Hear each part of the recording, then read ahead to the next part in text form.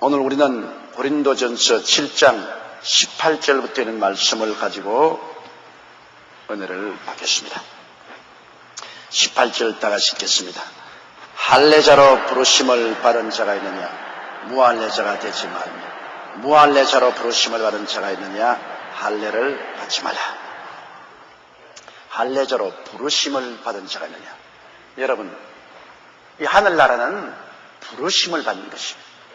내가 마음대로 들어가는 것이 아닙니다. 부르심을 받아야 들어갈 수가 있습니다. 하나님 앞에 내가 마음대로 내 방법대로 그냥 들어가면 그런 줄로 생각하는 사람이 많습니다. 그래서 많은 종교가 생겨나고 인본주의적인 철학도 생겨나고 인간의 수양과 도덕을 통해서 하늘나라에 들어가려고 하는 것입니다. 그러나 하나님의 나라는 하나님이 부르셔야 됩니다. 그리고 그 부르신 길은 하나밖에 없습니다. 예수님밖에 없습니다. 하나님은 하늘에서 예수님을 이 땅에 보내셨습니다. 그래서 예수께서 말하기를 하늘에 올라간 자는 인자 외에 없다고 말했습니다. 예수님만이 하늘 보좌에서 이 땅에 내려오셨고 또 구속을 완성하시고 하늘로 올라가셨습니다. 예수님만이 길이요 진리요 생명이요 나로 말미암은 자는 아버지께로 올 자가 없나니라. 그러므로 하나님이 우리를 부르시되 오직 예수 그리스도를 통해서 부르시는 것입니다. 예수 그리스도 이외에 다른 길로 절대로 부르지 않습니다. 그걸 여러분 우리가 마음에 깊이 인식해야 돼요. 오늘날 많은 이단과 사설에 빠지는 사람들은 예수 그리스도보다도 그 이단의 교주, 사설의 교주가 특별한 사람으로서 그 교주의 가르침을 받아야 우리가 구원을 받는다고 말하는데 이것은 아주 악한 마귀의 거짓입니다. 사람은 다 헛된 것입니다. 사람은 다 죽으면 한 주머니 흙으로 돌아가고 사람은 다 하나님의 피조물로서 아무 가치가 없습니다. 오직 하나님의 아들 예수 그리스도께서 육신을 쓰고 오셔서 우리 위해서 십자가에 몸짓고 피 흘려 희생하신 그 공로밖에는 우리를 구원할 수 있는 공로는 없습니다. 그러므로 하나님은 예수 그리스도를 통해서 우리를 부르십니다. 여러분은 하나님의 부르심을 받고 예하고 대답하고 나온 사람인 것입니다. 많은 사람들이 하나님이 불러도 대답 안 하는 사람이 있습니다. 아무리 불러도 귀를 막아버려요. 요나처럼 하나님이 니느웨로 가라고 하는데 귀를 막아버리고 다시 서로 갔어요. 배 위창에 있으면 하나님 음성 들릴까 싶어서 배 밑창에 내려가서 안 들으려고 귀를 막고 잠이 들었습니다.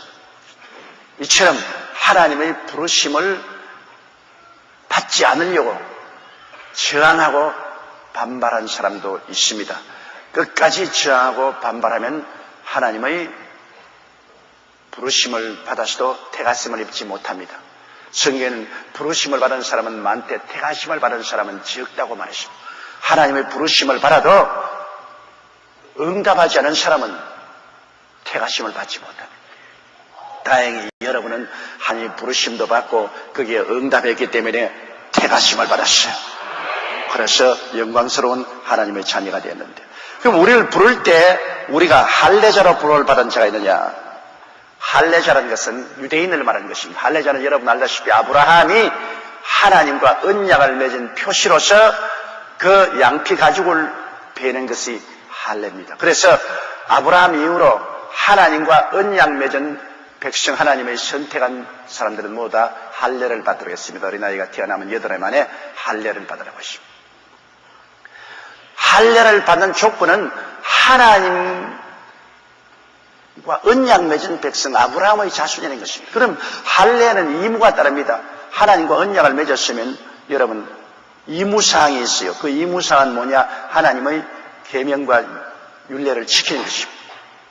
내가 하나님과 할례를 받아서 특별한 언약 관계에 들어갔으면 이제는 언약의 조건으로서 하나님의 계명을 지켜야죠. 할례를 받고도 계명을 지키지 아니하면 그 할례는 무할례가 된다고 바울 선생은 말한 것입니다.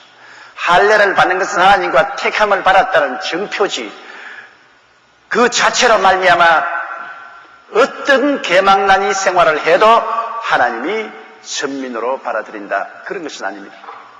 하나님이 선민으로 받아들였으면 선민으로서 지켜야 될 의무와 조건이 있는데 그것이 바로 계명인 것입니다. 이스라엘 백성이 버림을 받은 것은 하나님 앞에서 할례는 받았으되 그 할례의 조건인 의무인 계명을 짓밟아 버리고 지키지 않았습니다. 그러므로 그들은 할례가 무할례가 되고 말한 것입니다. 여의도 순복음 교인이 된다는 것은 굉장히 큰 특권입니다. 우리 교회에 등록을 하고 교직을 인정받았습니다. 그러나 여의도 순복음 교도라면 우리 여의도 순복음 교회의 규범과 질서를 지켜야 되는 것입니다. 나는 등록했으니까 여의도 순복음 교인이다, 그렇지 않습니다. 여의도 순복음 교인이 되면은 주일날 여의도 순복음 교회에 출석해야 되고, 여의도 순복음 교회 11조를 내야 되고, 또 우리 여의도 순복음 교회 셀 시스템에 가입해서 셀 활동을 해야 되고, 하나님 사업을 하는 이런 여러 가지 의무를 다할 때 여의도 순복음 교회 교인으로서의 자격이 인정되는 것이지, 그냥 등록만 했다고 자격이 인정되는 것은 아니죠. 우리가 할례만 받았다고 해서 하나님의 선민이 되는 것은 아닙니다. 선민이 되는 입문이 바로 할례입니다. 할례를 받았으면 그 다음에는 선민으로서의 계명과 율례를 지켜야 되는 것입니다. 그런데 할례자로 부르심을 받은 자가 있느냐? 이것은 유대인으로서 하나님의 부르심을 받은 자가 있느냐? 그러면 하나님이 불렀었는데, 야, 나는 이젠 하나님의 부르심 받아 예수 믿고 구원받았으므로 이젠 할례를 지어야 된다 해서 외과적으로 수술해서 할례 받은 것을 따로 지울 필요는 없습니다. 왜냐? 여러분, 구원이라는 것은 구약의 언약에서 구원받는 것은 아닙니다. 구약의 언약은 이스라엘 백성이 지키지 아니함으로 철폐되었습니다. 우리는 새 언약을 맺었습니다. 새 언약은 예수 그리스도를 믿고 성령으로 거듭나는 것이 새 언약인 것입니다. 그러므로 새 언약에 들어오는 데는 구언약 때에 내가 할례를 받았기 때문에 그 할례를 이제 지어버려야 된다, 그렇게 생각할 필요가 없습니다. 유태인이든지 할례를 받았든지 구언약에 어떤 일을 했든지 구언약은 이미 철폐되었습니다. 무용지물이에요. 여러분, 우리가 일정 시대에 일본의 식민지 지배하에 있을 때는 일본 법을 따랐습니다. 그리고 일본 사람들이 발행한 화폐를 썼습니다. 돈을 썼어요. 일본 법을 지키고 일본 사람들이 찍어내서 준 화폐를 사용했는데 1945년 8월 15일 해방이 딱 되자 일본 정권이 무너지고 일본 식민지 지배가 철폐되었습니다. 그러자 일본 돈이 무용지물이 되었습니다. 그때부터 대한민국 정부가 쓰게 되고 대한민국의 화폐가 발행되었으므로 이제는 옛날에 일본의 법을 우리가 가지고 있었든지 일본 화폐를 썼든지 안 썼든지 관계없어요. 이제 일본 법은 철폐되고 일본 화폐는 철폐되었기 때문에 우리는 대한민국의 정부하에 들어오고 대한민국의 법을 지키고 대한민국이 발행한 돈을 쓰게 되었습니다. 그렇기 때문에 나는 옛날에 일본 식민지하에 있었는데 어떻게 하나, 옛날 일본 돈을 썼는데 어떻게 하나. 그 시대는 지나가고 말았는데 뭘 그 시대 가지고 이야기하는 것입니다. 지나가버린 시대는 거기에 소속한 모든 책임과義務도 함께 지나가버린 것입니다. 새로 출발한 거예요. 예수님 안에서는 이제 새로운 하늘나라 시민으로서 예수를 믿고 성령을 받아서 중생하여 구원받았기 때문에 이전 것은 지나갔습니다. 보라, 새 것이 되었습니다. 그러므로 옛날에 할례를 받았든 안 받았든 소용없어요. 옛날에 유대인이었든 이방인이었든 그 아무 관계 없습니다.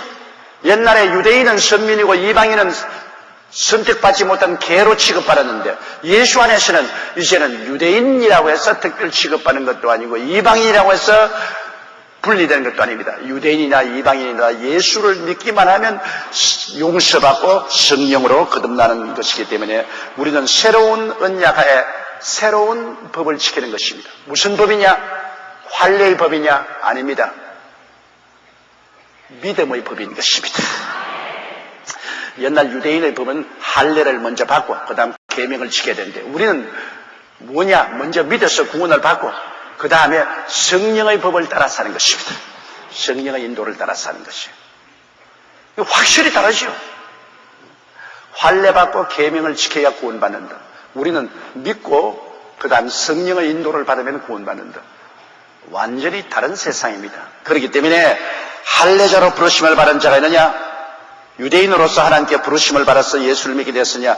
무할례자가 되지 말며 이 할례를 없애야 된다고 병원에 가서 할례 받은 것을 도로 다 외가지 수술로서 없애버리는 그런 수고를 할 필요가 없습니다. 왜? 구원받은 천국에는 그런 의식과 형식이 이제는 다 무용지물이 되고 말았던 것입니다. 또 할례를 무할례자로 부르심을 받은 자가 있느냐? 할례를 받지 말라.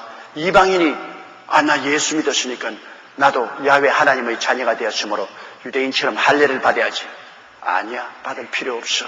왜냐? 그 시대는 지나가고 말았어. 새 시대가 왔어. 할례 받을 필요가 없어. 믿기만 하면 되는 것이기 때문에.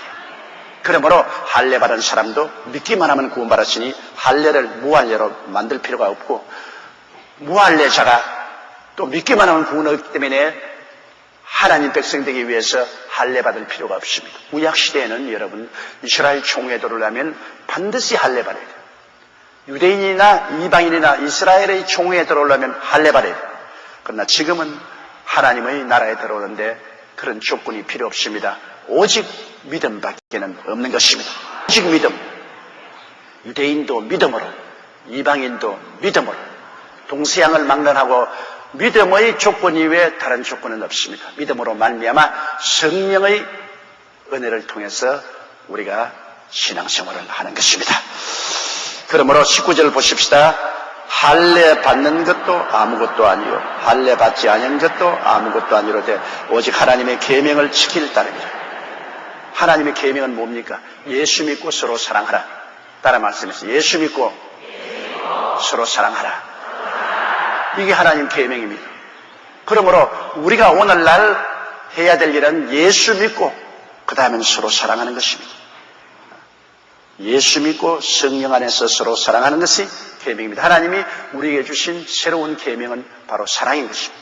예수 믿고 사랑하라. 그것이 이제는 할례 받는 것도 의미가 없고 할례 안 받는 것도 의미가 없습니다. 그렇기 때문에 옛날 유대인들이 지키던 구약시대의 종교적인 의식과 형식은 이미 다 십자가에서 철폐되어 버리고 말한 것입니다. 종교적인 의식과 형식을 지킴으로 구원받는 것이 아닙니다.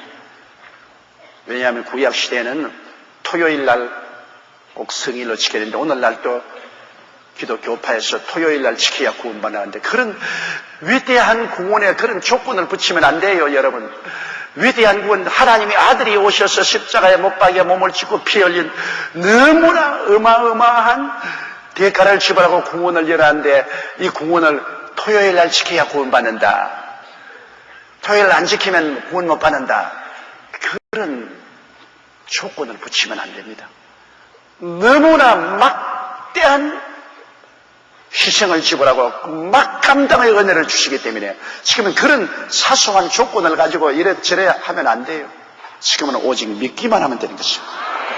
믿고 성령을 따라 사랑으로 행하는 것이 우리 예수 믿는 사람들인 것입니다. 그렇기 때문에 할례 받는 것도 아무것도 아니고 또 할례 안 받는 것도 아무것도 아닙니다. 하나님의 계명을 지킬 거라면 오늘날 신약시대 하나님의 계명은 예수 믿고 사랑으로서 실천하는 것입니다. 주님께서 말하기를 내가 내 새 계명을 주려니 서로 사랑하라. 20절요. 각 사람이 부르심을 받은 그 부르심 그대로 지내라. 예수 믿었다고 해서 별난 짓 하지 말라는 것입니다. 어떠한 처지에서 구원을 받았든지 그 처지에서 예수만 잘 믿으면 된다. 너는 직업이 도축업을 하는 사람이기 때문에 너는 예수 믿어도 안 된다. 도축업을 버리고 직업 바꾸라. 천만에요.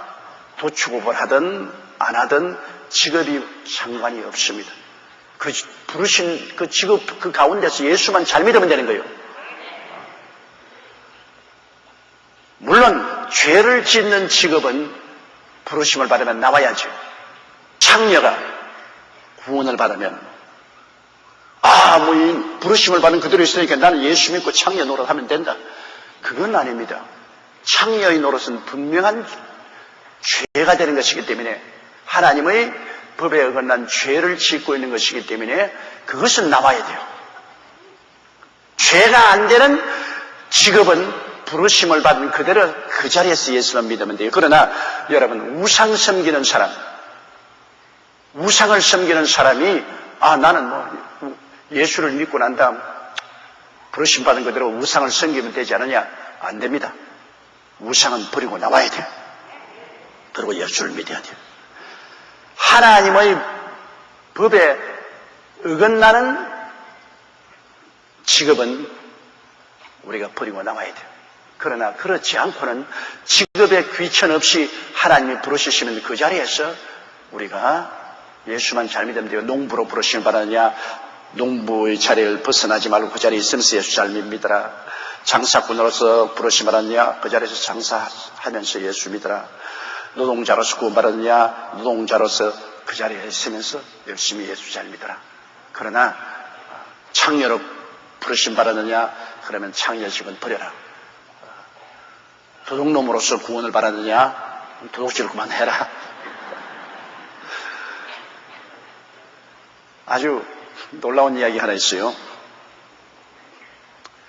이거 한국에서 실제로 있은 이야기인데 도둑놈이 여자 기숙사에 들어가서 고등학교 여학생 물건을 훔쳤는데 그 여학생이 무슨 귀중품이 있어요. 그 당시에는 세라 제복을 입었는데 세라 제복을 훔쳐서 집에 갔어요. 그래서 포켓을 줄여보니까 미션 스쿨에 있는 옷이라 조그마한 성경책을 발견했습니다. 포켓 바이블입니다. 도둑놈이 밤일을 하니까 낮에는 할 일이 없잖아요. 그래서 심심해서 그 준 성경을 읽었어요. 그래. 그러고 난 다음 또 밤일하러 나가서 밤에 도둑질하고 또 낮에는 와서 또 성경 읽고. 그러다가 마음에 크게 감동을 받고 나도 예수를 믿어야 되겠다. 그래서 주일날 교회 나가서 복음을 듣고 예수를 믿게 됐어요. 그러나 밥은 먹고 살아야 되기 때문에 또 밤일을 나갔어요. 밤일을 나가서 도둑질하고 또 주일날은 교회 나오고 또 성경 읽는데 성경 가운데 도둑질하는 자들은 이제 도둑질하지 말고 부지런히 일해서 남에게 선한 일을 베풀으라는 에베소 말씀을 읽고 마음에 탁 주게 됐습니다. 그래서 그는 예수를 믿고 도둑질은 계속할 수 없구나. 말씀을 읽고 기도하는데 마음에 굉장히 괴롭거든요. 도둑질을 옛날엔 자기 직업이었는데 이 직업을 그대로 가지면 안 되겠다. 그래서 회개를 하고 그 세라 제복을 들고 그 성경을 가지고 여자 기숙사를 찾아갔어요. 가서 그 여학생을 찾아서 그 옷을 돌려주고 고맙다고 그 성경도 돌려주었는데 그때부터 둘이가 펜팔이 되어서 서로 신앙을 격려하다가 나중에 결혼하고 말았습니다. 그리고 이 사람은 신학교 들어가서 목사가 되고 그 여학생은 목사 사모가 되었습니다. 그 인연도 참 희한한 인연이 다 있습니다. 이 사람은 예수를 믿고 난 다음에 도둑질을 계속할 수가 없었습니다. 도둑질을 그만둬야 돼요. 그러나 그 이후에 하나님의 계명에 어긋나지 않은 직업은 어떠한 장소에서 부름을 받았든지 그 직업에 귀천 없이 그 자리에서 예수만 잘 믿으면 되는 것입니다. 내가 예수 믿었기 때문에 내가 직업을 버리고 내 직업을 바꿔야 된다. 그럴 필요는 없습니다. 하나님의 법에 어긋나는 계명에 어긋나는 직업은 버려야 되겠지만 그러나 계명에 맞는 것은 그렇게 할 필요가 없어요. 내가 옛날에 한참 부흥회를 할 때 장항에서 부흥회를 하고 기차를 타고 올라오는데 한 50대 되는 할머니가 저쪽에 앉아서 자꾸 나를 쳐다보고 내가 또 보면 이러고 또 내가 이렇게 있다가 이렇게 쳐다보면 또 이렇게 이러더니만 그 다음 과일을 사가지고 깎아가지고서 내게로 오더니만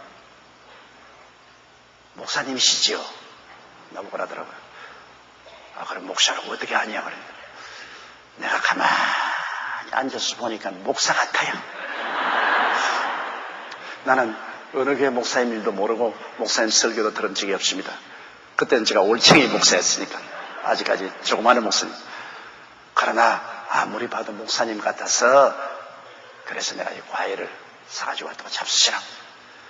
그래 고맙다고 내가 과일을 먹으니까 옆에 자리가 비었는데 앉더니만 목사님 상담을 좀 하고 싶습니다. 그 무슨 상담입니까?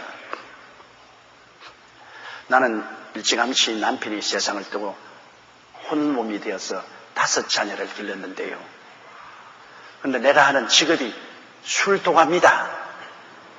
막걸리를 만들어서 파는 이 사업을 하는데 자꾸 나를 보고 교회에 나와서 예수 믿으라고 하는데 이 막걸리 장사하면서 예수 믿어도 됩니까?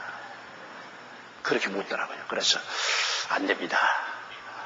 이 술이라는 것은 이익보다도 해가 많습니다. 술로 말미암아 얼마나 많은 사람이 일생을 망치고 가정이 파괴되고 건강이 해로게 되는 것이 있지 않습니까? 안 믿는 사람들은 이 세상에서 그 가운데 살지만 예수를 믿고 하나님 섬기면 술 장사는 그만둬야 됩니다. 그러니까. 그럼 나는 뭐 먹고 살지요? 자식을 5이나 대학 보내고 다는데. 그래서 그건 내가 모르겠습니다. 그러나 술 도가를 팔고 거기에서 얻은 돈으로 다른 사업을 시작하십시오. 그러니까 나는 지금 충청도에 살고 있는데 그럼 술 도가를 그만두고 다 팔고 난 다음에 서울로 올라와서 서대문 순복음교회에 나와도 될까요? 그래서 나오시라고. 그러고 기도하고 봤는데 이 할머님이 진짜로 내 말을 받아들여서 그냥 술도가를 팔았어요. 하나님의 역사가 희한해요. 그 술도가를 다 팔고 그 다음 그 돈 가지고 서울에 올라와서 돈이 꽤 많으니까 은행에 맡겨놓고 서대문 교회에 나에게 인사하러 왔어요. 목사님 술도가 다 팔고 그 돈 은행에 넣어놓고 그 다음에 여의도 순복음 그때는 서대문 순복음교회 교인 되려고 나왔습니다. 그래서 기도해주고 함께 주 안에서 즐거워했는데 그러면서 그 권사님이 혼자서 나중에 권사였는데요. 혼자서 그 아들들을 다 미국으로 보내가지고서 미국에 공부를 시켰어요. 그래서 그 자녀들 돌아와서 그 한 아들은 한국에서 재무부 장관이 되었습니다. 아웅산 사건 때 아웅산에 가서 세상을 떴습니다. 둘째 아들은 국회의원이 되었습니다. 셋째는 대학 교수가 되었습니다. 온 가정이 다 축복을 받고 그 자매님은 우리 교회 집사가 되었다가 권사가 되었다가 나중에는 강남으로 이사가서 다른 교회에 출석하시다가 세상을 떴습니다. 난 그때 그 권사님 기억이 지금도 언제나 납니다. 왜냐하면 전혀 상관없는데 기차 타고 가다가 와서 신앙 상담하고는 그 다음 술도가 다 버리고 하나님을 중심으로 섬기더니 그 자녀들이 다 복을 받아서 세상에서 이름난 자녀들이고 그것도 그 자녀들이 다 교회에 열심히 나와서 주님을 충성스럽게 섬기는 훌륭한 가정이 되는 것을 보았었습니다. 그러므로 각 사람이 부르심을 받은 그 부르심 그대로 지내라. 21절요. 내가 종으로 있을 때 부르심을 받았느냐 염려하지 말라. 그러나 자유할 수 있거든 차라리 사용하라. 지금은 종의 제도가 없지만은 바울 선생 그 당시에는 종의 제도가 있었지요. 종으로 팔리면 대대손손으로 종이 되지 않습니까? 종의 문서를 주인이 잡고 있으면 종은 그 문서를 가지고 팔고 사기로 했습니다. 우리 한국에도 이시조선까지 종의 제도가 있었지 않습니까? 그런데 자 종으로서 예수를 믿어 구원을 받았다고 그러면 어떻게 하느냐?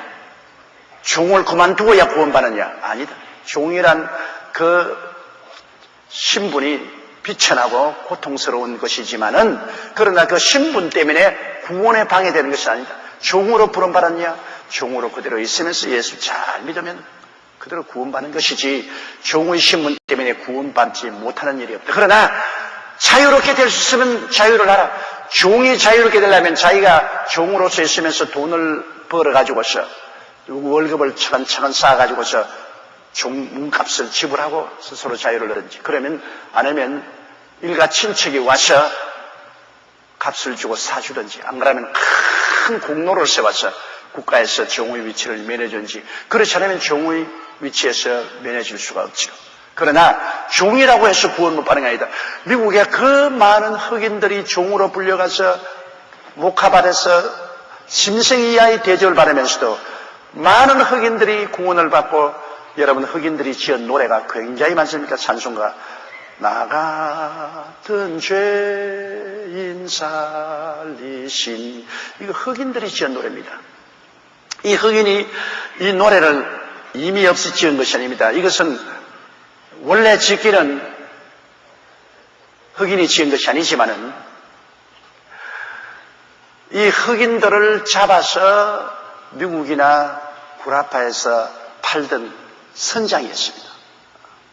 이 선장이 나중에 회개하고 예수를 믿고 이 찬송을 지었는데, 이 찬송을 지은 작사는 있어도 작곡자가 없습니다. 왜냐?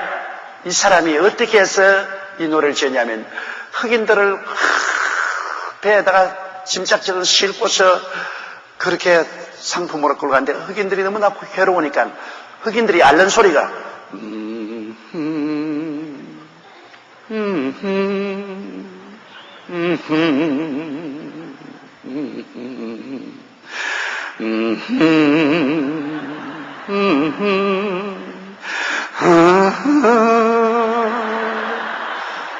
흑인 앓는 소리입니다, 여러분. 너무나 고통스러우니까 흑인들이 그렇게 앓는 소리를 내는 이것을 늘 들었어요.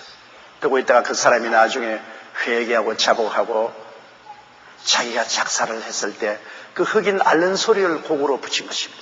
그렇기 때문에 이 찬송이 우리에게 큰 감동을 주는 것은 인간의 극한 상황의 고통 속에서 마음에 우러나는 앓는 소리가 곡조가 된 것입니다. 마음의 앓는 소리, 고통의 앓는 소리. 그러므로 이 찬송을 들을 때마다 눈물이 나고 마음에 깊은 충동이 오지 않습니까? 마음에 깊은 고통, 그 속에서 우러나온 곡조가 바로 이 곡조인 것입니다. 그런데 이런 흑인들이 많이 종으로 갔으면서도 예수 믿고, 그리고 흑인 연가도 지어내고 흑인들이 그 지은 찬송이 많습니다. 그렇다고 해서 종으로 불러가시기 때문에 구원 못 받는 건 아니죠. 종으로 부름받았냐? 걱정하지 마라. 종은 신분이 되어도 예수를 믿으면 구원을 받는다. 그러나 자유롭게 될 수 있거든. 자유를 얻으라. 또 22절이요. 주 안에서 부르심을 받은 자는 종이라도 주께 속한 자유자유. 또 이와 같이 자유자로 있을 때 부르심을 받은 자는 그리스도의 종이니라. 맞은 말 아닙니까? 종이라도 예수님 안에서는 자유자입니다. 몸은 지금 종이지만은 신앙 안에서 예수 믿고 난 다음에는 죄에서 해방을 얻었고, 사망에서 해방을 얻었고, 마귀에서 해방을 얻어서 하나님의 자녀로서 영원한 천국에 가서 살 수 있는 자유자가 된 것입니다. 가장 무서운 종이 마귀의 종이요 죄악의 종 아닙니까?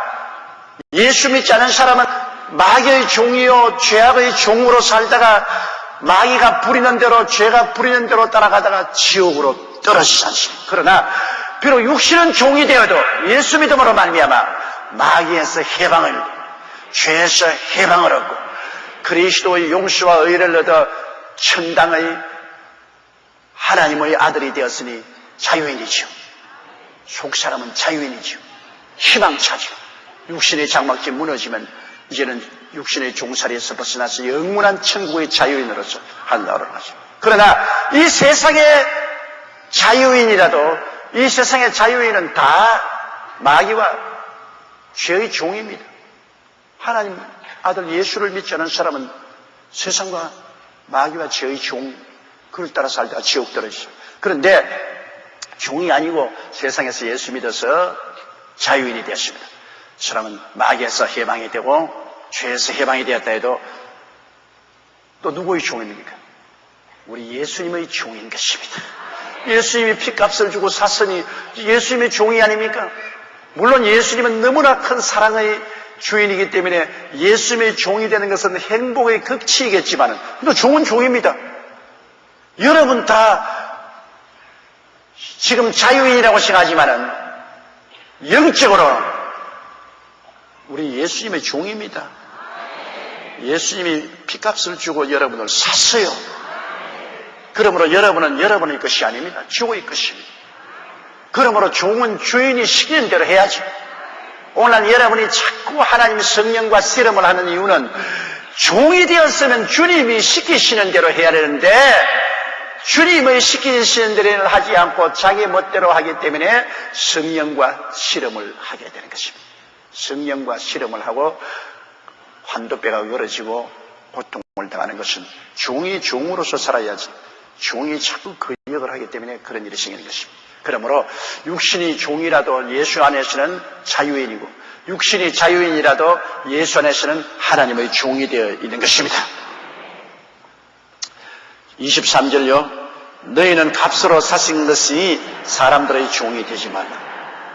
자, 우리는 값으로 샀으니까 사람의 종이 되지 말라는 것은 사람이 시킨 대로 따라가지 마라.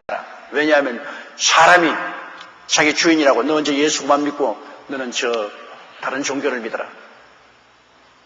그거 따라가면 됩니까? 예수님을 믿어 피값으로 샀으니 사람이 시킨다고 해서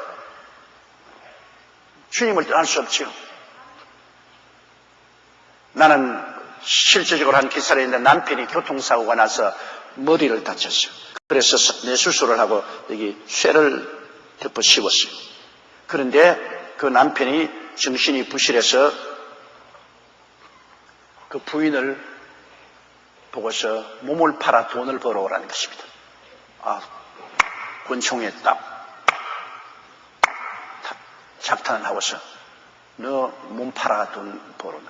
그 남편. 그리고 부인은 아주 순진한 부인인데 나는 그런 거 못하니까 그러면 너 죽여버리겠다. 그래 남편이 성경을 인용을 합니다. 아내들이여 남편에게 복종하기를 죽게 하더라. 그 내가 남편인데 내가 내게 복종해야 될 것이다. 근데 그 부인이 교회 잘 나가는 부인인데 성경에 아니면 그랬거든. 남편들아 아내들아 남편에게 복종하기를 죽게 하더라.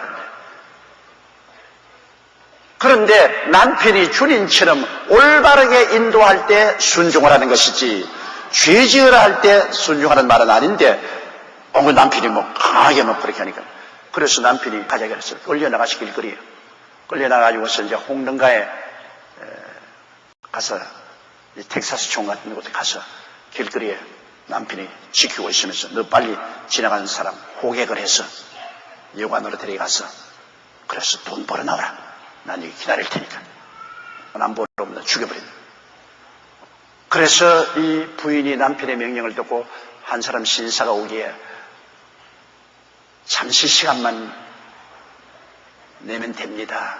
나하고 같이 여관으로 가지 않겠습니까? 그러니까 이 사람이 적극 수갑을 채워버리거든. 경찰관이야. 그가 호객을 하는 처음 하는 사람이 바로 경찰관이야. 길거리에서 호객 행위를 했다고 잡혔어요. 재판을 받게 됐는데 그 부인이 울면서 우리 남편이 정신이 이상이 되었어요.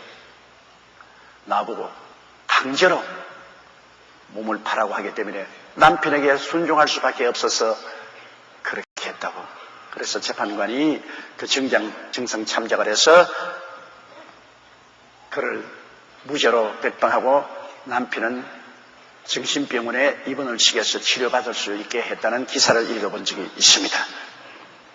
그러므로 우리는 하나님이 값주고 사셨으므로 신앙 문제는 하나님께 순종해야지 사람의 종이 되어서 사람이 몸 팔아 한다고 몸 팔고 도둑질해오라 한다고 도둑질해오고 나쁜 짓 하라 한다고 나쁜 짓 하는 사람의 종이 되어서는 안 됩니다. 여러분 신앙만은 가입할 수 없어요. 우리가 결혼 생활에도 아내는 남편에게 복종해야 될 것은 마땅한 일이고 또 남편은 아내를 사랑해야 마땅한 일이지만은 그러나 남편의 종이 되고 아내의 종이 되어 신앙적인 문제에 타협을 하면 이거는 보통 문제가 아닙니다. 남편이 주일날 나 오늘 놀러 가죠. 오늘은 운동장에 가서 경기나 보고 오늘 등산을 하죠. 오늘 교회 안 된다. 남편에게 복종해라. 그러면 여러분 나는 예수 그리스도의 피로 값주고 산 사람이 사람의 종이 되겠습니까? 주님의 종이 되겠습니까? 둘 중에 하나 택해야 돼요. 아무리 남편이 내 남편이지만은 나의 주인이지만은 그러나 주일날 교회 나가지 말고 운동장에 경기 구경하라고 등산하라고 주님 섬기지 말라고 한 데는 그건 복종할 수가 없습니다. 사람의 종이 될 수가 없어요. 또 아내가 아무리 귀하고 사랑스럽다 할지라도 아내가 남편에게 여보 왜 11조 내지 마. 얼마나 피땀 흘려서 벌은 돈인데 나 돈 이 돈 필요해. 그러면 11조 내지 말고 내게 줘. 그래? 그럴까? 에라 하나님 난 모르겠어요. 서라. 그거는 하와가 선악과 따가 먹고 난 다음 여보 같이 죽어. 살아도 같이 살고 죽어도 같이 죽어야지. 나만 먹고 나만 죽으면 어떡해. 그래 운이 좋다. 내가 나도 먹지. 그러고 먹는 거와 같습니다. 그거 안 되지. 사랑이 아무리 좋다 해도 아내의 잘못된 길로 이끄는데 종이어가지고서 그 말을 따라가면 안 되죠. 11조 안 돼. 내가 아무리 당신을 사랑하지만 하나님보다 사랑할 수는 없어. 하나님 앞에 11조 드려야 하는데 내가 11조만. 그럼 당신 날 사랑하지 않은 거라냐? 글쎄, 나는 먼저 하나님을 사랑하고 그 다음엔 너를 사랑하는 거야. 나는 절대로 타협할 수 없어. 그렇게 해야지. 사람의 종이 되어서 아내 시킨다고 따라하면 어떻게 합니까? 우리가 사람이 이 세상에 살면은 여러분 부모 설화에 함께 살 때는 첫째가 부모님이고 둘째가 형제들입니다. 그러나 결혼을 하게 되면은 첫째가 아무리 결혼해도 부모님이지요. 마음에는. 그러나 이제는 둘째가 아내고 셋째가 형제가 됩니다. 그러나 자녀를 낳게 되면은 첫째가 부모님이고 둘째가 아내고 또 자녀가 둘째 될 수도 있어요. 어떤 사람은. 셋째가 자녀고 넷째가 형제니까 형제는 넷째로 밀려나게 되는 것입니다. 그렇기 때문에 한 가정에서 그렇게 형제간에 서로 좋다 해도 세월에 흘러가서 결혼을 하게 되면 위치가 점점 멀어지는 것입니다.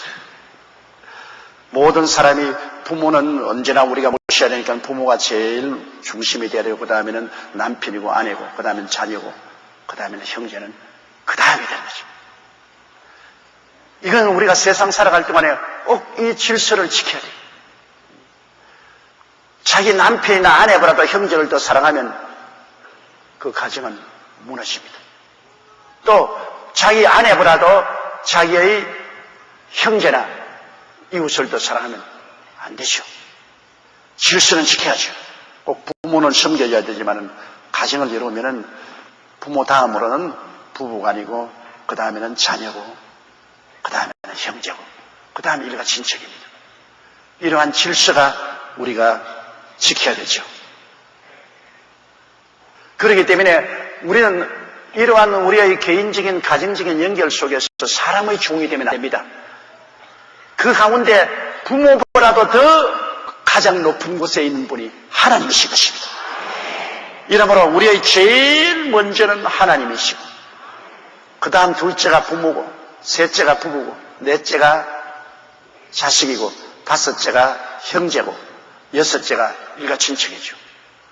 그런 여러분 질서가 있는 것입니다. 그러므로 제일 먼저인 하나님의 명령은 그 누가 무엇이라고 말해도 흔들리면 안 되는 것입니다. 절대로 하나님 말씀에는 복종을 하고 순종을 해야 되고 사람의 종이 되어서 사람이 시키는 데 따라서 하나님을 거역하는 일은 있을 수가 없는 것입니다. 이건 우리의 생명인데 그건 있을 수가 없는 일이야. 24절요. 형제들아 각각 부르심을 바란 그대로 하나님 함께 거하라. 그러므로 각각 부르심을 받은 그대로 우리가 자유인으로 부르심 받았냐? 예수 잘 믿고 하나님을 섬기라. 종으로 부르심 받았냐? 종의 위치에서 예수 잘 믿고 주님 섬기라. 농부로 부르심 받았냐? 농부로서 예수 잘 믿고 섬기라. 직장인으로서 부르심 받았냐? 직장인으로서 예수 잘 믿고 예수 섬기라. 여자로서 부르심 받았냐? 성전환할 필요 없다. 남자가 되려고 하지 말고 여자로서 잘 주님 섬기라. 남자로 부름 받았냐? 성단에서 여자 되려고 하지 말고 남자로서의 주님을 잘 섬기라. 우리 이 세상에서 죄가 안 되는 이상은 부르심을 받은 그 자리에서 우리는 충실히 주를 섬기면 되는 것이지, 우리의 부르심 받을 때 우리의 직장과 우리의 환경이 우리 신앙에 방해를 주지는 않는다는 것을 우리가 알아야 되는 것입니다. 그 다음 25절요. 처녀에게 대하여 내가 주께 바른 계명이 없으되 주의 자비하심을 받아 충성한 자가 되어 이견을 구하노니 26절요. 내 생각에는 이것이 좋으니 곧 임박할 환난을 인하여 사람이 그냥 지내는 것이 좋으니라. 바울 선생은 자관 결혼에 대해서 별로 기분 좋지 않게 생각해요. 부인에게 혼이 나기는 대통 혼이 난 것 같아요. 그래서 바울 선생은 아예 결혼이라면 고개를 설레설레 흔들었어요. 그래서 이것은 하나님 명령은 아니다. 내 생각이다. 그러나 훌륭한 사도로서 하나님을 사랑하고 교회를 사랑하는 사로서 그 생각은 나쁜 생각은 아니죠. 그러나 이거는 하나님께 받은 계명이 아니라 주의 자비하심을 받아 충성간전 이기는, 나는 하나님 자비를 받고 하나님께 충성하게 사는 사람으로서 내 이견을 너에게 말하겠는데, 내 생각에는 세상도 얼마 있으면 끝날 터이니까 처녀가 시집 안 가는 게 좋다. 이건 하나님의 명령은 아닙니다. 이건 바울 선생이 하는 말입니다. 왜냐? 그 당시에 곧 로마 황제의 대환란이 다가올 테니까 환란을 당해서 그냥 피란을 가야 되고 숨어야 되고 고통을 당할 때 홀몸이면 가볍게 홀로 도망도 칠 수 있고 피란도 갈 수 있고 죽어도 마음이 가벼운데, 결혼해서 부부가 있고 자녀가 있으면 그냥 도망치기도 힘들고 숨기도 힘들고 살아남기도 힘들고 또 순교를 당할 때도 마음에 가족을 두고 가게 되니 애투다고 하니까 이러한 개인적으로 다가오는 육체적 고난을 피하기 위해서 홀가하게 살기 위해서는 결혼 안 하고 처녀는 혼자 있는 것이 좋다. 하나님의 뜻은 아니다. 이건 내 의견이다. 근데 이게 바울의 의견인 것을 나는 고맙게 생각해요. 하나님의 뜻으로서 그렇게 하라겠다면 오늘날 인류는 멸절되고 말았을 것입니다. 왜? 가정이 없는데 뭐 자손들이 없으면 인류가 멸절되고 마지 않아요. 소크라테스가 말하기를 결혼은 해도 후회하고 안 해도 후회한다. 사실 맞아요. 저도 오래 살아보니까 결혼해도 후회하고 안 해도 후회하고, 그래도 안 하고 후회하는 것보다도 해보고 후회하는 것이 좋습니다. 안 했으면 늘 결혼했으면 어떨까 그렇게 생각하고 안 한 것을 후회하는 것 손해가 많죠. 그러나 결혼을 하고 난 다음에 큰 고통을 당하고 고개를 설레설레 내면서 에이 다시는 안 한다. 그거는 해보고 후회하는 것이니까 더 이상 단식할 것이 없죠. 그러나 여러분, 결혼 생활이라는 것은 그렇게 순탄할 수가 없지요. 왜 그러냐? 남녀가 벌써 생리적으로 다르지 않아요. 그리고 자라는 가정 형편이 다르지 않아요. 시대가 다르지 않아요. 개성이 다르지 않아요. 교육을 다르게 받지 않아요. 어떻게 두 사람이 찰떡으로 맞을 수가 있겠어요? 찰떡으로 안 맞죠. 맞는다면 잘못된 것입니다. 안 맞는 것이 정상이죠. 그럼 안 맞으면 어떻게 하냐? 서로 자꾸 부딪혀서 뭐가 반들반들해질 때까지 싸워야 돼요. 결혼은 싸우게 돼 있어. 안 싸울 도리가 없는데요. 서로 모가난끼리 부딪히니 이리 부딪히고 저리 부딪히고 부딪히시면 자꾸 부딪히면 모가 깨어지잖아요. 그것이 여러분 모가 깨어져서 서로 조화가 되는 것이 10년도 걸리고 20년도 걸리고 50년도 걸리고 70년도 걸리고 죽을 때까지 에이구 잘 죽었다 시원하다 그렇게 될 수가 있는 것입니다. 그러므로 여러분께서 결혼 생활에 서로 아주 찰떡궁합이 안 되었다고 낙심하지 마세요. 찰떡궁합이 되는 것은 그것은 한쪽이 정신병이 걸려야 찰떡궁합이 되는 겁니다. 안 그러면 죽은 사람 데리고 살든지 산 사람 데리고 사는데 찰떡궁합은 절대로 없어. 벌써 결혼했다면은 거치는 바다를 향해서 들어가는 겁니다. 서로 그렇게도 다른 두 사람이 모여가지고서 그 다음에는 자식을 낳고 사는데 이견이 일치될 수 없죠. 그러니까 자꾸 결혼에 가는 과정은 죽는 과정입니다. 남자도 죽고 여자도 죽고 남자도 죽고 여자도 죽고 자꾸 자기가 죽어서 나중에는 마모가 되는 것인데 그 죽는 게 쉽지 않습니다. 죽는 게 얼마나 고통스럽습니까? 이렇기 때문에 결혼 생활이라는 것은 고통스러운 거죠. 바울 선생은 이것을 체험했기 때문에 처녀들 보고 하는 말입니다. 결혼 생활은 고통스러운 것이다. 내적으로도 고통스럽고 외적으로도 고통스러운 것이기 때문에 뭐 환난도 따가고 주님 오실 날도 같이 하는데 아예 고통당하지 말고 깨끗하게 아주 마음 가볍게 혼자서 살아라. 그건 바울 선생께서 하나님의 자비를 입고 중생된 사람으로서 이견을 개진한 것인데 내 생각은 틀려요. 고통을 당하는 것이 사람이 변화를 받고 인격적으로 성장하는 것입니다. 여러분, 옛날에 마가레트 칼로라는 한평생을 혼자 사는 여자 선교사가 우리 교회 선교사로 왔어요. 그래서 50대, 제가 30대일 때 50대 그 홀로 산 평생을 혼자 산 마가레트 칼로라는 그 여자 선교사가 왔는데요. 좌우간 요렇게도 삐끼고 저렇게도 삐끼고 요만해도 삐뚤어지고 저만해도 삐뚤어지고 세상에 얼마나 힘이 든지 모르겠어요. 왜냐하면 혼자 대쪽같이 살았기 때문에 도저히 다른 사람과 대화가 안 돼요. 혼자 살았기 때문에.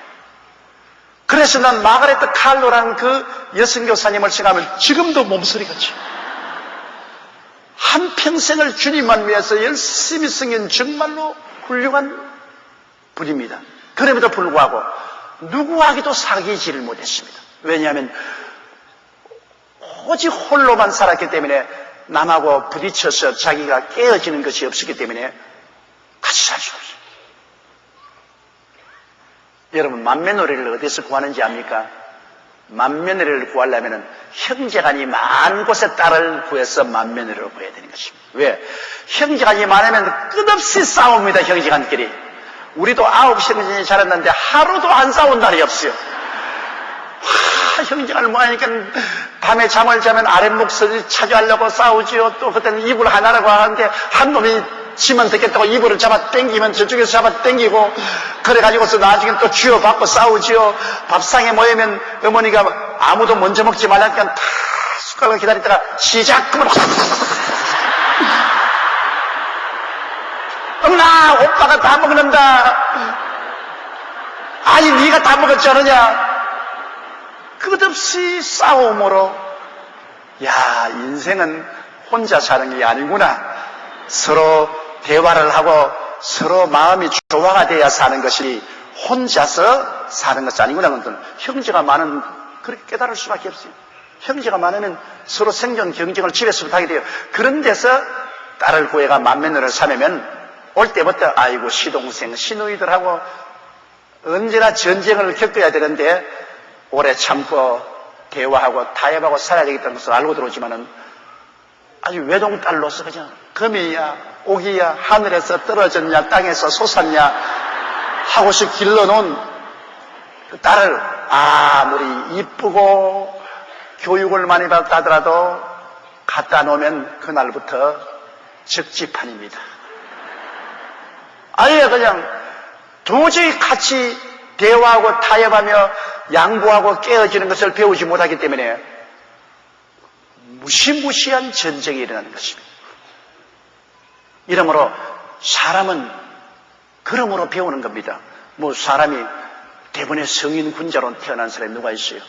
서로 마음이 맞지 않은 사람끼리 서로 싸우고 서로 주장하고 서로 양보하고 할 수 없이 강제로 변화를 받고 이렇게 되면서 인격이 성장하는 겁니다. 이렇기 때문에 결혼하는 것 좋아요. 그리고 결혼하고 싸우는 것 나쁜 건 아니에요. 싸워야 돼요. 끝까지 싸우라고.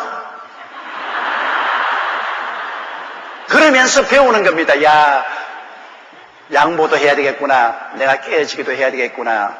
내가 변화도 받아야 되겠구나. 깊이 생각하게 돼요. 모든 것이 편안하면 생각할 필요 없지요. 그러나 결혼해서 서로 의견이 충돌하고 괴로우니까 고민도 하게 되고 새벽기도 나와서 주여 뭐 저런 걸 만나가지고서 내가 그냥 고생을 하게 어떻게 해야 되겠습니까? 그러다가 변화받는 것은 내가 참아야지. 기도를 하면은 남이 변화받는 것이 아니라 내가 변화를 받는 것입니다. 그럼 내가 변화를 받으면 그 변화가 또 상대에게도 전달되는 것입니다. 그러므로 바울 선생께서는 처녀가 결혼 안 하고 혼자 있는 것이 좋다고 생각했으나 나는 이 점에 대해서는 우리 대선비고 위대한 사도인 바울 선생 천당에 올라가서 내가 꾸중을 들을지 모르겠지만은 나는 45년 동안 목회를 해보고 나도 결혼 생활을 오래 해보니까 결혼하는 것이 좋더라. 많은 마음의 고통도 있고 눈물도 있고 괴로움도 있지만은 그를 통해서 생각하게 되고 그를 통해서 기도하게 되고 회개하게 되고 인격적인 변화를 가져올 수 있는 좋은 기회가 되더라. 그러므로 여러분은 결혼 잘 하셨습니다. 그리고 가정에 고통이 있고 충돌이 있으면 그게 정상인 줄 아십시오. 그 비정상으로 생각하면 안 됩니다. 아니, 남은 안 그런데 왜 우리는 그러냐. 남 안 그런 사람 한번 나와보세요. 나는 45년 동안 목회하면서 안 그런 사람 한 사람도 없어. 바깥에 안 그런 채 하지. 남자도 여자도 바깥에 나와서 안 그런 채 하고 웃고 우리는 인코 부부다. 인코 부부가 어디 있어요? 개코 부부지 인코 부부는 없어요.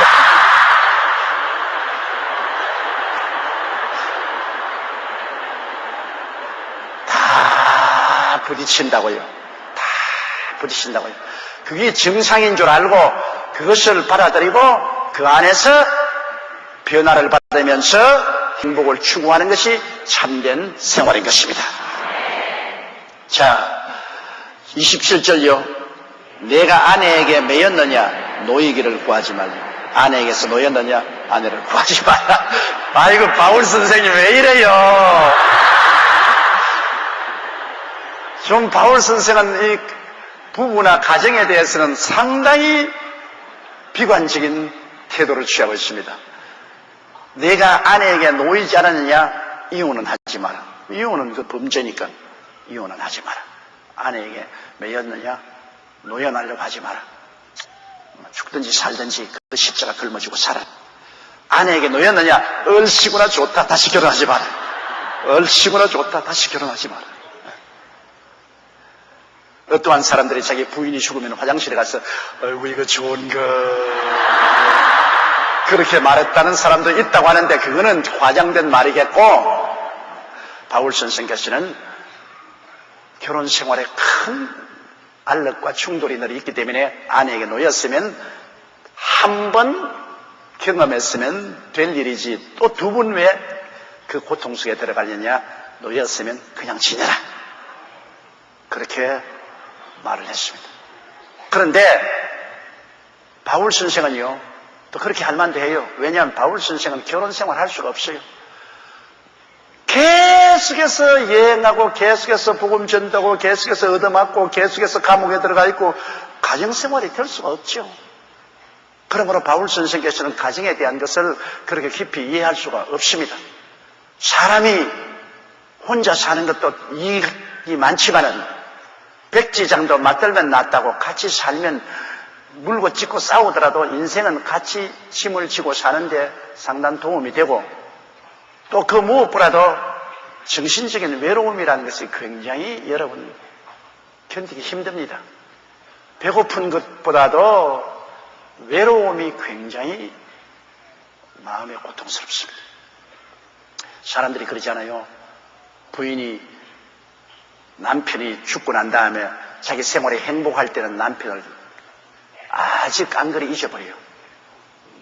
결혼하고 살다가 뭐 죽었지. 남남끼리 모였다가 뭐 문제 갖는 거 뭐 내가 뭐 생각한 거냐 했더라.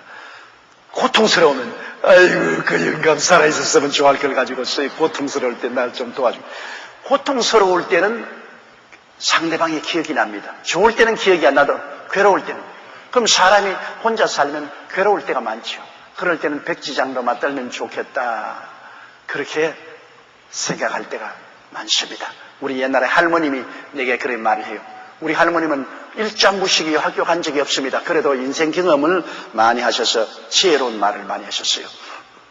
저보고 하신 말씀이, 너 나중에 커서 장가를 가면 어떤 여자를 데리고 오든지 고통스러울 것이다.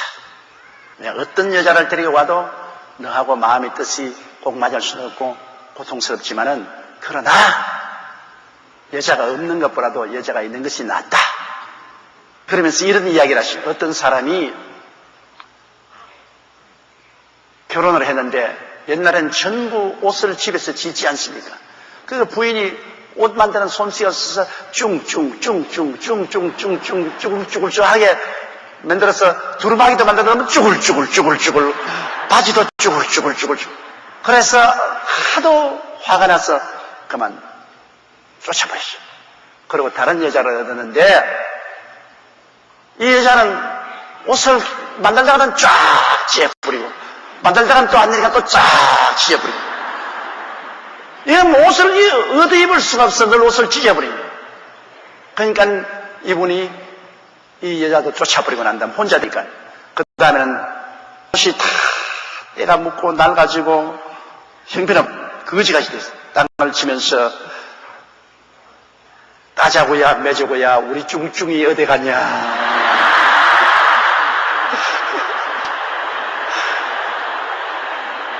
그래도 쭝쭝이가 있어야 된다. 그 말을 하시면서 우리 할머님이 네가 결혼하더라도 여간 모질하더라도 그래도 있는 것이 도움이 되고 좋단다. 그러고 내 뜸을 탁 치면서 웃으시더라고요. 그러나 그때 내 생각에 왜 할머님이 이런 이야기를 하시냐 했는데, 내가 살아보니까 그 말이 맞아요. 그래도 밉다 좋다 해도 있는 것이 좋죠. 마음의 고독이 채워질 수 있습니다. 아무도 없으면 고민할 필요도 없지요. 고민할 필요도 없는 것은 굉장히 공백이 있고 고독한 것입니다. 특별히 악한 남자, 악한 여자를 제껴놓고 난 다음에는 여간 싸우더라도 싸우는 것이 그게 재미가 있는 겁니다.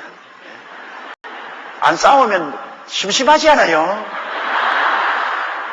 비 온 후에 땅이 굳어진다고 싸우면 나면 또 정이 더 깊어지고, 또 싸우고 나면 더 이해가 되고 또 깊어지고, 그러니까 특별히 악한 남녀는 제껴놓고 평범한 사람은 그저 그래도 결혼하는 것이 좋아요.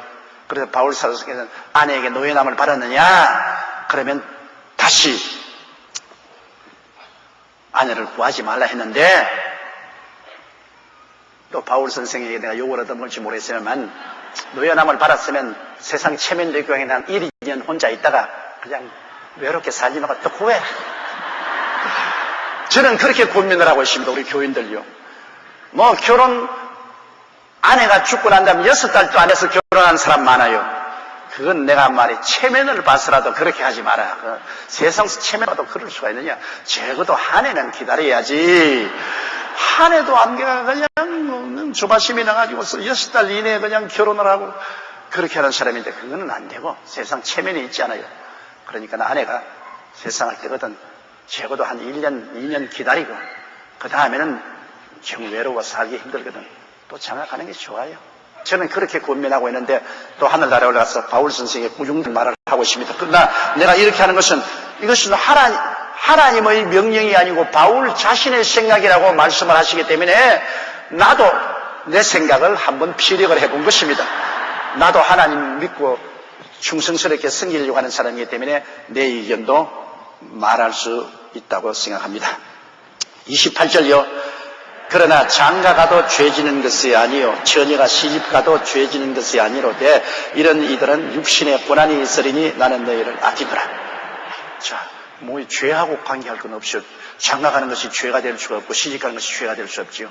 그것은 하나님이 원래 창조의 첫 출발에서부터 남자가 그 여자를 떠나 아내와 연합하여 부모를 떠나 아내와 연합하여 한 몸이 될지라고 너는 생육하고 번성하여 땅을 충만하라 했으니까 결혼해서 자녀를 두고서 사는 것이 하나님의 뜻입니다. 그렇기 때문에 장가가는 것도 죄지는 것이 아니요 처녀가 시집가는 것도 죄지는 것이 아니로되 바울이 생각하는 것은 내가 너희를 아끼기 때문에 너희가 육체의 고통을 당할까 고통을 면해주고 싶은 생각이 나서 그렇다. 그건 바울 선생의 우리에 대한 간절한 사랑의 뜻을 말하는 것입니다. 결혼을 하면 거기에 따라오는 반드시 부대된 고통이 있다. 그 고통을 당하지 않고 사는 것이 좋지 않느냐. 그렇게 바울 선생이 말한 것이니 저건 우리를 생각해서 해주신 것이니 고맙게 생각하고 시집 가든지 장가 가든지 여러분 알아서 하세요. 그것은 죄지는 것이 아니기 때문에. 그 다음 29절요. 형제들아 내가 이 말을 하노니 때가 단축하여진 거로 이후부터 아내인 자들은 없는 자같이 하며 바울 선생은 그 당시에 바울 살아있는 그 당시에 예수님이 재림할 줄로 알고 있었습니다. 그만큼 주님의 재림을 초대 교인들은 임박한 것으로 알고 있었습니다. 바울 선생 이후 지금 2000년의 세월이 지났더니 그때를 바울 선생은 말세라고 생각했으니 지금 우리가 사는 시대는 이제 말세지 말세인 것입니다. 말세의 벼랑 끝에 쓴 것이 오늘 우리 시대 아닌 것입니다. 바울 선생이 그 당시에도 말세라요. 지금은 말세지 말이 시대에 우리가 살고 있는 것입니다. 그렇기 때문에 주님 오실 날이 아주 임박이 왔으므로 다른 데 정신 팔 일이 없다. 그러므로 안에 있는 자도 없는 같이 살아. 뭐 아내가 있으니까 아내하고 인생을 아름답게 계획하고 꽃 피워서 우리 집도 아름답게 짓고 앞에 정원도 만들고 꽃도 심고 그러고 자식들 낳으면 아들은 좋은 넥타이 달아주고 딸은 머리에 나비 붙여가지고서 손잡고 주말마다 여행 다니고 놀러 다니고 그런 것 생각하지 마라. 그거 다 세상 아주 복잡한 일 아니야. 주님 곧장 오실 것이니 그냥 아내가 있으면 없는 듯이 살아. 없는 듯이 살아. 뭐 아내에 위해서 그렇게 관심을 기울이고 그런 시간 보내지 말고 주님 열심히 쓰기고 없는 듯이 살아. 그렇게 고민하는 것은 바울 선생은 주님이 오실 날이 바로 눈앞에 다가왔다고 생각하는 것입니다. 그런데 아내와 신앙이 일치가 되면은 우리가 합쳐서 주님 잘 그렇게 열심히 믿으면 괜찮아요. 뭐 아내가 있는데 신앙에 방해가 된다고 생각해서 없는 듯이 취급을 하는 것은 좋은 점도 있을는지 모르지만 안 좋은 점도 많아요. 왜? 아내가 있으면 아내와 더불어서 열심히 주를 섬겨야지. 내가 믿는데 아내가 방해된다고 없는 듯이 취급해버리면 그럼 처자는 어떻게 됩니까? 제가 서대문에서 목회할 때 우리 교회 교육자로 신청해 온 사람이 있어요. 그래서 내가 이제 상담을 하는데 아주 열심히 특심해요. 열심히 전도도 하고 노방전도도 하고 기도도 열심히 하고 꽤 사람이 된 것 같아요. 그래서 가족 관계가 어떻게 됩니까? 그러니까 내 아내와 자녀들이 있어요. 그럼 지금 어디 있습니까? 분토와 같이 버렸습니다. 그러더라고요. 간이 들더라고요. 아니 분토와 같이 버리다니요. 내가 주님을 섬기는데 우리 아내가 짐이 되므로 나는 아내가 바울 선생께서 아내가 있는 자는 없는 것 같이 생각을 하겠으므로 분토와 같이 버렸습니다. 그래 내가 가만히 있다. 자기 혈육과 친척을 돌보지 않은 자는 불신자보다 더 악하다고 성경에 말을 했어요. 당신이 결혼 안 했으면 몰라도 결혼했으면 처자를 책임져야 될 것이 아니요. 그 아내를 분토와 같이 버렸다고요. 나도 당신을 분토와 같이 버리노라. 나가세요. 그렇게 한 적이 있습니다. 여기에 바울 선생께서 말한 것은 아내가 있는 자가 없는 같이 살아가는 것은 분토같이 버리라는 것이 아니고 너무 아내 사랑에 마음이 침착해서 하나님에 대한 사랑을 등한히 하지 말라 그 말인 것입니다. 예를 들어 말하면 새벽기도 나오는데 아내가 아이고 그냥 오늘 따뜻한데 그냥 자 새벽에 추운데 왜 나가 그냥 자 그러더니 그래 그럴까? 아이고 뭐 하나님 새벽기도 다음에 가고 그냥 자자. 그 다음날 또 일어났으면 아이고 다음 달부터 요번 달은 그냥 새벽에 자 자꾸 당신이 이렇게 일어나서 부스럭거리면 내가 잠을 잘 수. 그래 그럼 다음 달부터 하지. 다음 달에 했습니다. 아이고 내년부터 해. 내년부터. 지금은 그러지 마. 이렇게 되면 문제가 되죠. 이렇게 되면 문제. 또 부인들이 새벽기도 나오면 남편이 못 나가게 한 사람 앉지 않으니까 잡아당기면서 왜 자는 사람 깨워주고 부스럭거리냐 나가지 마. 그냥 자. 안 그래도 하나님이 다 살펴보시고 돌봐주셔. 나가지 마. 그런 여러 가지 면에서 신앙의 장애가 될 수가 있지요. 장애가 될 수 있는 것은 사실입니다. 그러므로 그런 장애를 우리가 받지 않으려면 혼자 살고 혼자 신앙생활하는 것이 좋다. 그러나 이제 기왕 결혼해서 살면은 그런 장애를 받지 말라는 것입니다. 아내가 그러더라도 털쳐버리고 교회 나가고 남편이 그렇게 하더라도 털쳐버리고 교회 나가고 이수도 없는 것처럼 하나님 중심으로 살아라. 그게 조금 바울 선생이 말하는 좀 육체적인 고난에 따르죠. 알력도 따르고 서로 마음도 상하고 하는 있겠지만은 그러나 안에 있는 자는 없는 것 같이 하나님 중심으로 쓰고 그 아내의 의견을 따라서 하나님 사업에 등한히 하지 마라. 그 말인 것입니다. 이 30절이요. 우는 자들은 울지 않는 자같이 하며 기쁜 자들은 기쁘지 않은 자같이 하며 매매하는 자들은 없는 자같이 하며 이거 뭐 주님 오실 날이 여러분 내일 당장 주님이 오신다면 여러분 오늘 뭐 하겠습니까? 내일 당장 주님이 오는 것을 확실히 안다면 여러분 아파트 청약을 하겠다고 오늘 뛰어나가겠습니까? 안 하겠죠. 아들 인류대학 보내겠다고 가야 공부 시키겠다고 야단하겠습니까? 안 하겠죠. 내일 당장 주님 오시는데 뭐 아파트 청약이 무슨 소용이 있으며 인류대학이 무슨 소용이 있으며 좋은 옷을 지금 사러 백화점에 갈 리가 뭐 어디 있으며 뭘 잘 먹으려고 할 거 있습니까? 다 가볍게 하죠. 모든 것 다 청산해버리고 내일 주님 오실 것이니 모든 것 다 털어버리고 나가지 않겠습니까? 바울 선생께서는 그 당시에 주님이 곧장 그 생애 속에 올 것으로 알고 있었기 때문에 바울 선생께서는 자 이제는 우는 자들 세상에 그저 가정의 문제 개인 문제 생활 문제 자녀 문제 때문에 우는데 그 문제도 생각하지 마라. 이제 주님 곧 오시는데 그 울고 있을 필요가 없다. 또 출세했다고 기뻐하고 시집 잡았다고 기뻐하고 집 샀다고 기뻐하고 그 기뻐할 것 없다. 순식간에 떠날 것인데 뭘 그거 가지고 기뻐하느냐. 울 예가도 없고 기뻐할 예가도 없다. 그 말인 것입니다.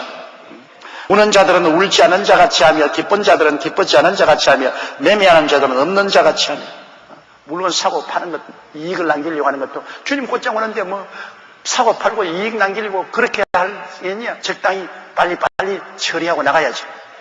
굉장히 바울 선생께서는 주님이 그 당시에 곧 올 것으로 내다보았기 때문에 그 임박한 주의 재림에 대해서 몸가짐을 가볍게 하라고 주님께서 말씀하셨습니다.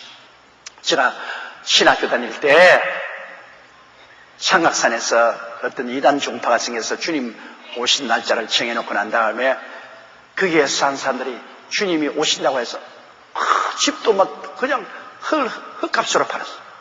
그리고 뭐 집에 있는 가재도구도 다 그냥 공짜로 사람들이 막 그 집에 몰려들어서 그냥 없는 듯이 공짜로 다. 그러고 난 다음에 이 사람들이 전부 흰 옷을 입고 저 삼각산 꼭대기에 올라가서 교주 따라서 하늘에 날아가는 연습한다고.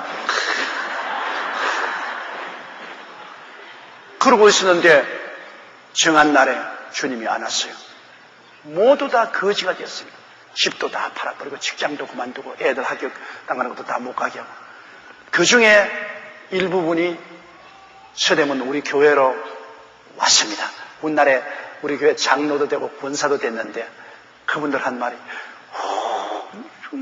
그 사람이 뭐 당장 주님 온다고 해서 우리는 상국대에서 날아가라 오는 연습만 한다고 그냥 팔로 이러고 목사님 안 왔었습니다. 주님이 그래서 여보시오 주님은 성령으로 변화돼 올라가지 그래 날라 올라가다가 팔 아픈 사람 공비에 다 떨어지게 그런 바보 같은 짓을 어떻게 하냐 말이에요. 이렇게 해서 날라 올라가는 것이 아니에요. 철이 자석에 끌리듯이 주님 앞에 우리가 싹 끌려 올라가는 것이지 날라 올라가기는 뭘 날라 올라가요. 그래서 그분들 우리 교회 나와서 열심히 예수 잘 믿다가 여의도로 나와서 장로님 권사님들 다 천당에 올라가셨습니다. 이러므로 주님이 임박한 처지에 있어서는 이 세상 일은 없는 것 같이 하고 살아라 그 말인 것입니다. 31절에요. 세상 물건을 쓰는 자들은 다 쓰지 못하는 자같이 하라. 이 세상의 흔적은 지나갑니다.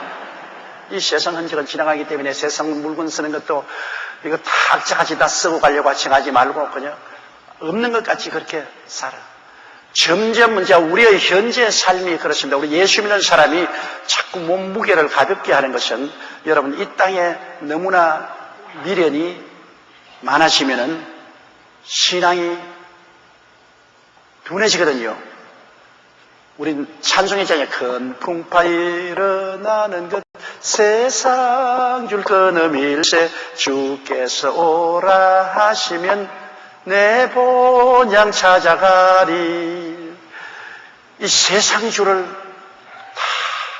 자꾸 끊어버리고 세상의 무거운 인연을 끊어버리고 마음을 가볍게 해서 주님을 섬길 때 신앙이 깊어집니다.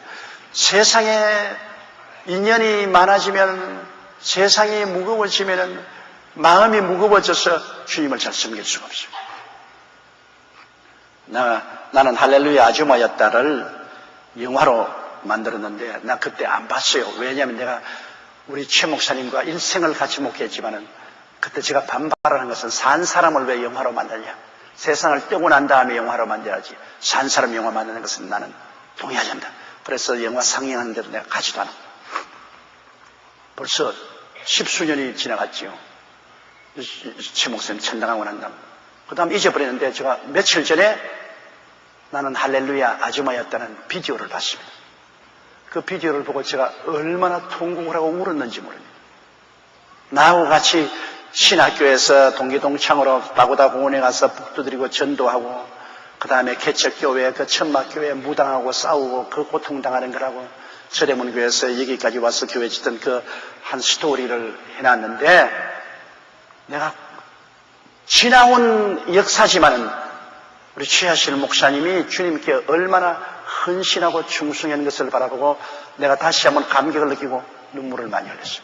그 최 목사님과 일생기에 보면은 우리 최 목사님이 진해에서 사업을 하고 이 샤틀 공장 사장으로 있고 돈 잘 벌이고 할 때는 목사님이 신방 왔을 때 다락으로 숨는 게 그 장면에 나와요.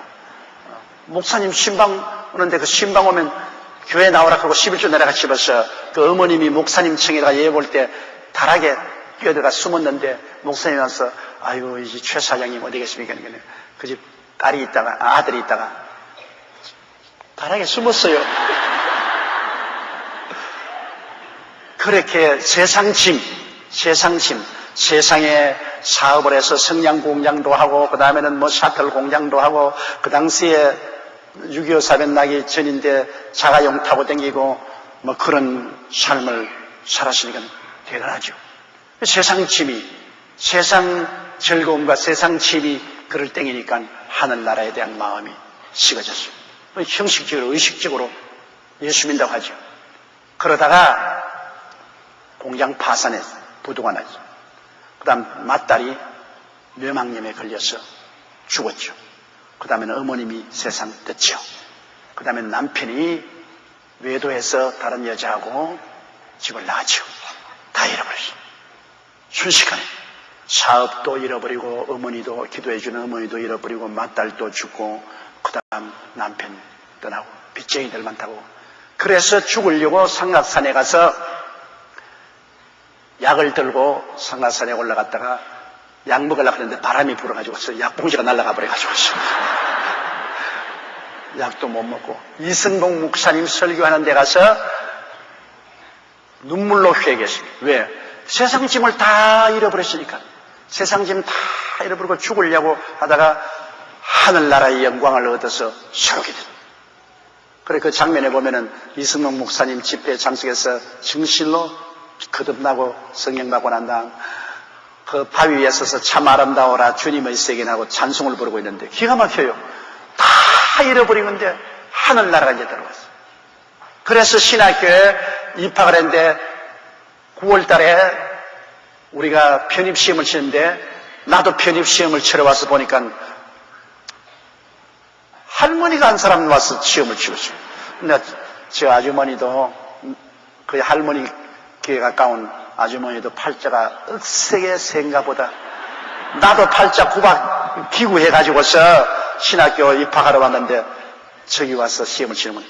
그래가 시험을 쳐서 우리가 다 동시에 합격해서 나는 학생회장이 되고 우리 최 목사님은 전부장이 돼가지고 그래서 학교 공부할 동안에 토요일 날이면 제가 북을 메고 전도부장은 전도지 가지고 이 바고다 공원에 전도를 나갔습니다. 근데 그 한 장면이 나오는데 내가 그거 보고 웃기도 하고 울기도 했어요. 왜냐하면 제가 북을 치고 막 전도를 하고 최 목사님은 그 전도지를 나누어 주고 그러니까 사람의 사람 모였는데 저쪽에 약장사가 와서 막 나팔을 불고 유행말을 막 부르고 막 마이크 대니까 뭐 사람이 다 둘이 가버리고 나는 아무도 없지 않아요. 아무도 없어요. 그때 좀 신학교 시절에 기가 막히더라고요. 그러더니 얼마 있다가 보니까 약장사에서 싸움이 났어요. 가짜 약을 먹고 배탈이 난 사람이 와서 멱살을 잡고 그냥 약장사 약을 길로 차고 내리 때려서 얻어맞고 약장사 그러면 날 살리라고 도망을 치고 그런데 내가 나무 뒤로 가니까 약장사가 얻어맞아서 쓰러져 있어요. 그래서 그 약장사에게 전도해서 회개를 시고 구원을 시게 나왔더니 훗날에 불광동에서 전도할 때 너무나 힘이 들어있는데 길거리에서 아무리 외쳐도 아무도 안 오는데 트럭이 하나 오더니 턱턱 때려버리는 그 약장사가 턱 내리더라고요. 지금은 트럭에 싣고 이제 진짜 약을 파는 거예요. 나팔을 가지고 있었어요. 아유, 말 알겠습니까? 그래서. 그 옛날에 파고다 공원에서 그 얻어맞은 사람 아니니까. 나는 그때부터 예수 믿고 이제 난 진짜 약을 판다고. 이 하늘나라 약 팔아줘. 막 나팔을 단따단 이 기쁜 소식을 하고 막 부러지니까 온 동네 사람이 다 모여오더라고, 다 모여. 그래, 날 전도할 때 개방하던 그 약장사하고 합쳐가지고서 그날 전도회가 효과를 상당히 많이 받더라고요. 그 사람이라는 인연이 희한하더라고요. 그런 여러 가지 그 옛날의 그 모습을 보고 난 다음에 제가 상당히 마음에 충격을 느꼈습니다. 왜냐하면 최하실 목사님 다 세상적으로 끝쳐버리니까 세상적으로 다 놓아버렸으니까 오직 주님만 향해서 온 전신으로 일할 수 있어요. 나는 원래부터 세상 줄이 없었고 왜냐하면 나는 가정도 없고 홀몸으로 아직 총각으로 빈손 들고 왔으니까 뭐 세상 줄이 있었겠어요. 그래서 두 사람이 모여서 목회를 하니까 세상의 인연에 묶인 놈이 있기 때문에 죽기 아니면 살기입니다. 오늘은 천당 오늘은 뭐 죽으면 내일은 천당 간다. 이런 식으로 열심히 일을 했던 것이 기억이 납니다. 세상 짐이 많아지면, 세상 인연이 많아지면 마음이 무거워져서 하늘나라가 멀어집니다. 그러나 세상 인연이 자꾸 끊어지면 하늘나라가 마음속에 뚜렷심하게 되는 것입니다. 그렇기 때문에 바울 선생께서 주님 오실 일이 가까운데 세상의 인연 맺지 마라. 세상 줄로 묶이지 마라. 가볍게 해라. 가볍게 해라. 가볍게. 고무 풍선도 자꾸 무거우면 못 떠올라 하잖아요. 가벼워지면 떠올라가는 거죠. 가볍게 해라. 가볍게 해라. 가볍게. 지금도 저도 바울 선생과 똑같이 여러분께 말씀드린 것은 어찌하는지 가볍게 인생을 살아야 돼. 세상에 복잡한 인연 가지지 말고 가볍게 살아야 돼. 예수님께서도 마르다야 네가 많은 일로 고민하나 한두 가지만 하는지 한 가지만 하라. 마리아는 그 좋은 편을 택하였으니 뺏기지 아니하라 했는데 많은 일 벌려놓고 고통하지 말고 아직 인생을 될 수 있으면 단순하게 사는 게 좋습니다. 단순하게 살아서 세상의 무거운 짐을 벗어버리고 가벼워지면 하늘나라가 마음속에 더 뚜렷하게 찾아오는 것입니다.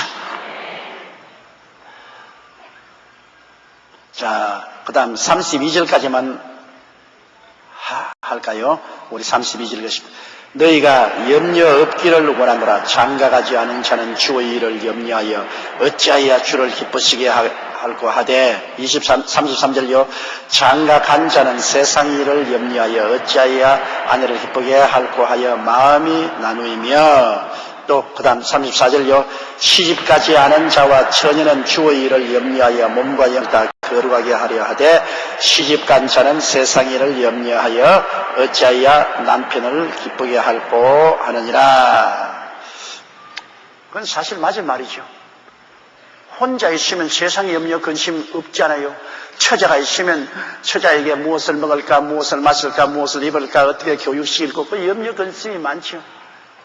나는 사실 저 세상에서 하나님이 너 세상에 다시 태어나라 그러면 난 여자로 태어나겠어요.